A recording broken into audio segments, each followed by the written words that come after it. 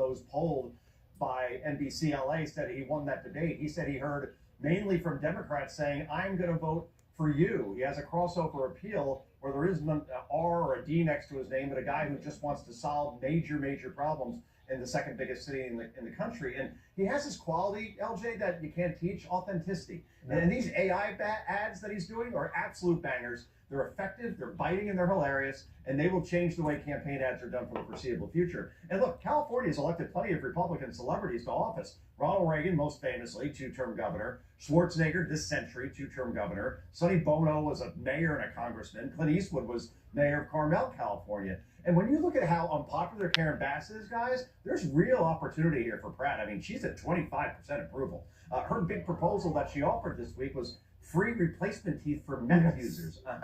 And her handling of the wildfires was horrific.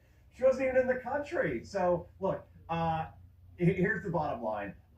Emerson College shows Pratt jumping 12 points in 1 month, and now he's within single digits of Karen Bass. You used the word fear before, LJ, and panic. It's true, because they were supposed to debate again this week, and Karen Bass backed out because she got so dominated the week before. Well, Clay, she's a terrible candidate.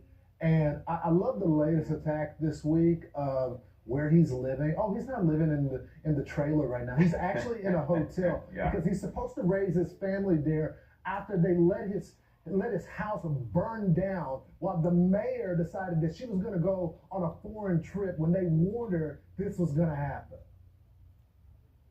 Yeah, look, I think the real question Los Angeles is faced with is that they have an unbelievable, spectacular, beautiful city that they have allowed Democrats to utterly destroy.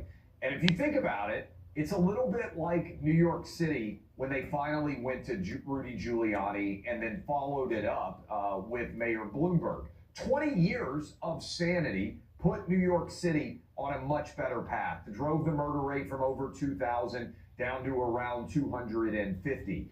Los Angeles is drowning in filth. Are they willing to break the glass like New York City was and try something new? A lot of Los Angeles residents seem to be willing to do so. And remember, it's not just LA. It's also all of California, which is why with the election coming up, Steve Hilton is surging as well. Is there going to be a willingness to try something new? If I lived in LA, beyond a shadow of a doubt, and it's one of the cities I've spent the most time in my life, I would vote Spencer Pratt. I think a lot of sane people in Los Angeles are starting to agree with me. Well, Joe, it just depends on who's sane and who isn't. You know, I look at one of my heroes, the greatest point guard ever to play the game of basketball.